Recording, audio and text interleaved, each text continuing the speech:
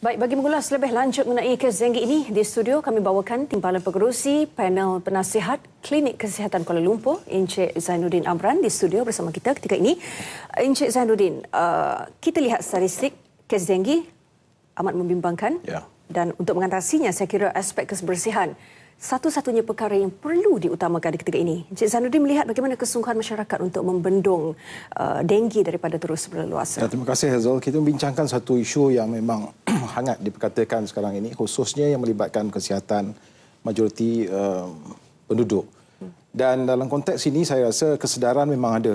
Cuma komitmen itu biasanya apabila dah terlibat, dah terkena, barulah merasakan bahawa ada tanggungjawab yang perlu dimainkan. Sama ada individu, keluarga ataupun masyarakat itu sendiri. Jadi kesedaran itu memang wujud. Tapi Encik Zainuddin sendiri bekerja bersama masyarakat di akar umbi. Adakah adil jika saya katakan bahawa mentaliti masyarakat kita masih ditakut lama dalam aspek ini?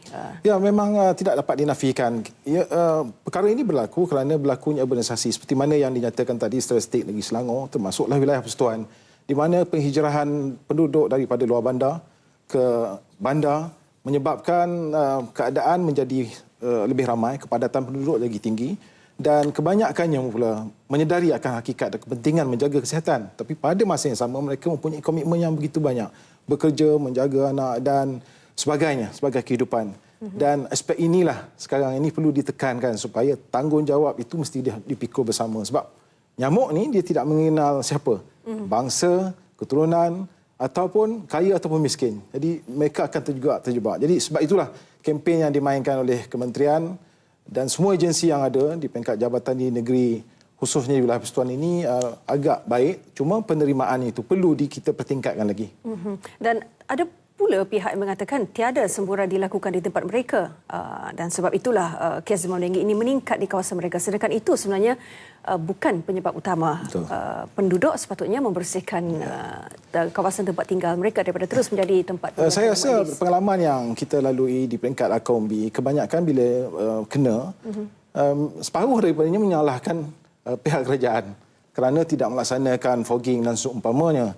Dan pemeriksaan tidak dibuat, pemantauan berkala tidak dijalankan dan sebagainya. Sebenarnya, kalau kita menyedari akan bahayanya, apatah lagi maklumat terkini tentang bahaya jenis nyamuk yang terkini ini, semua pihak, individu khususnya ketua keluarga mestilah menanamkan semangat untuk menjaga kebersihan di kalangan anak-anak mereka. Seorang pemimpin harus juga melibatkan kerja-kerja penerangan dan juga melibatkan penduduk untuk terlibat dalam kerja aktiviti gotong royong sebagainya.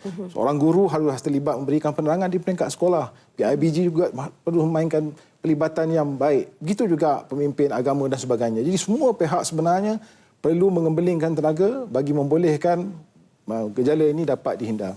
Mungkin ada idea-idea baru ataupun yang lebih mungkin disifatkan sebagai pendekatan yang mungkin lebih kreatif untuk mengajak masyarakat setempat untuk turut bersama? Saya rasa tidak dapat dinafikan pengembelingan concerted effort daripada semua pihak, jabatan kerajaan, pihak NGO dan pihak penduduk itu sendiri perlu dilibatkan dalam satu kempen yang berterusan. Sebab itu melalui Jabatan Kesihatan Wilayah Persekutuan sebagai contoh, pendekatan melalui Menteri Yang Berhormat Menteri Wilayah Persekutuan, semua majlis perwakilan penduduk sebagai contoh telah dipanggil untuk diberikan input taklimat terkini tentang bahaya penyakit ini dan mereka melaksanakan program gotong royong.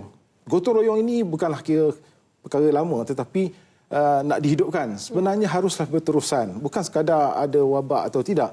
Tetapi bila pengembelingan ini berlaku, pihak-pihak tentu akan memainkan peranan, termasuklah pemimpin NGO, akan memberikan kerjasama yang baik. Sebab tanpa collective effort daripada semua pihak, saya rasa kempen untuk membasmi denggi ini tidak akan berjaya. Dan di kawasan di mana Encik Zainuddin sendiri menjadi timbalan pengerusi untuk panel penasihat klinik kesihatan Kuala Lumpur, mungkin ada kisah-kisah ataupun mungkin ada contoh-contoh yang boleh Encik Zainuddin kongsikan mengenai kerjasama ini? Saya ingin kongsikan pengalaman kita di bandar. Sebagai contoh, ada yang beranggapan rumah bertingkat ni tidak kena sebab 17 tingkat, 18 tingkat kan, nyamuk tak sampai. Tapi hakikatnya kawasan yang berkepadatan penduduk yang begitu tinggi seperti di kawasan Rumah Bangsa yang saya tak perlu sebut di sinilah, mungkin sensitif sikit kan. Mereka ini akhirnya menerima hakikat bahawa walaupun mereka duduk di tingkat 13, mereka juga akan kena. Dan hakikatnya pengalaman menunjukkan juga kalau komuniti satu tempat itu bagus, komuniti sebelahannya tidak memberi kerjasama, maka tidak bererti nyamuk tempat lain tak datang tempat dia. Sebab nyamuk ini akan bergerak daripada kiri ke kanan, daripada atas ke bawah. Jadi aspek kesedaran itu tetap memainkan peranan yang penting bagi semua pihak mengambil tahu. Dan saya kira tidak ramai yang tahu pun bahawa bagaimana sifat-sifat nyamuk Aedes ini ketika ini sudah berubah. Mungkin dari cara ia merebak dan sebagainya. Yalah, sebab itu pendekatan perlu dibuat oleh agensi, termasuklah saya sebagai pengurusi klinik, pengurusi klinik kesihatan, kita mempunyai banyak risalah, pamphlet dan kempen berterusan dengan kerjasama NGO setempat seperti mana Persatuan Penduduk Kawasan Rukun Tetangga yang pada bila-bila masa boleh mendapatkan khidmat nasihat dan kerjasama pemeriksaan kesihatan dan seumpamanya daripada klinik yang berdekatan. Termasuklah ubat-ubat mencegah pembiakan nyamuk yang disediakan oleh klinik yang berdekatan. Jika gesaan untuk mengeratkan kerjasama atau untuk bergotong royong ini, mungkin jika kurang berkesan gesaan ini, Encik Zainuddin, mungkin dengan cara yang lebih berat, mungkin seperti memberatkan lagi hukuman sedia ada, adakah ia boleh jadikan jalan penyelesaian lebih baik?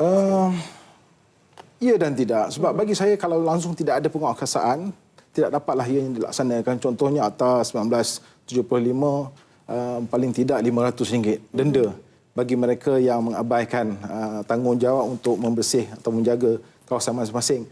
Dia mestilah diikuti dengan pertama sekali pendekatan untuk mendidik. Jadi pemantauan dibuat, amaran telah diberi, barulah saya rasa. Sebab ada juga kes-kes tentu apabila mereka disaman, mereka menyalahkan sebelum ini tak ada ingatan dan sebagainya. Mungkin saya rasakan perlu juga seperti mana yang dibuat sekarang ini, banner-banner tertentu memberi amaran kawasan penduduk setempat bahawa kawasan anda adalah wabak penyakit denggi dan penyakit demam minyak nyamuk Aedes. Nyamuk Aedes. Peranan IPT ataupun penyelidik bagaimana?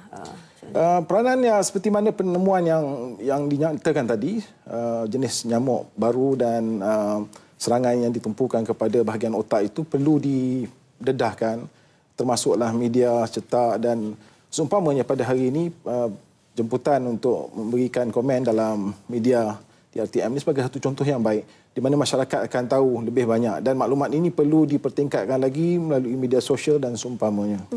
Cik Zainuddin, jika kita lihat contoh-contoh mungkin negara-negara jiran ataupun negara-negara yang mempunyai kes wabak denggi yang mungkin serupa dengan negara kita, apa mungkin yang boleh kita pelajari daripada mereka dan sejauh mana usaha negara kita jika dibandingkan dengan negara-negara lain? Saya rasa pendekatan kita tidak jauh bezanya dengan negara lain. Kita sudah lakukan apa? Kita sudah lakukan apa yang terbaik. Sebab di rantau ini mungkin klimat ataupun cuaca dan juga persekitarannya lebih kurang. Jadi pendekatan itu sama saja. Cuma kesedaran daripada masyarakat itu sendirilah, khususnya dalam bandar itu sendiri. Dan terbaru KKM memperkenalkan dua pendekatan bagi menangani ancaman denggi, iaitu outdoor residual spray yang merupakan teknik semburan baharu dan juga cat dinding anti nyamuk. Cik Zainuddin. Ya, itu mungkin boleh diketengahkan kalau proven. Sebab sekarang ini kebanyakan penduduk merasakan mereka dah ada aerosol, sudah cukup, ataupun lingkaran nyamuk itu dah cukup. Tak perlu nak jaga kebersihan. Still, jaga kebersihan itu yang pertama. Yang kedua, pendekatan yang ditemui melalui saintifik, kaedah saintifik. Kalau wajar dan perlulah diberitahu dan diketengahkan. Jadi Cik Zainuddin, akhir sekali mungkin ada nasihat dan juga harapan yang ingin disuarakan? Saya menyerulah mengambil kesempatan di sini bagi pihak pemimpin KUMB di semua peringkat. Sama ada gerakan kawasan rukun tetangga, Persatuan Penduduk dan yang terkini di bawah Majlis Perwakilan Penduduk yang diwujudkan di wilayah Persatuan, harap dapat terlibat samalah dalam kempen untuk membasmi denggi ini dan juga pada masa yang sama gotong royong saya mintalah dan menyerulah penduduk dalam bandar ini tanpa mengira latar belakang sama ada pemilik ataupun penyewa apabila sampai masa dan ketikanya untuk kita turun bersama-sama dengan agensi yang ada dan penduduk bersama-samalah terlibat dengan program gotong royong yang dianjurkan. Baik, Encik Muhammad Zainuddin Amran, Timbalan Pengerusi Panel Penasihat Klinik Kesihatan Kuala Lumpur. Terima kasih kerana bersama kami dalam Nasional 1 hari ini.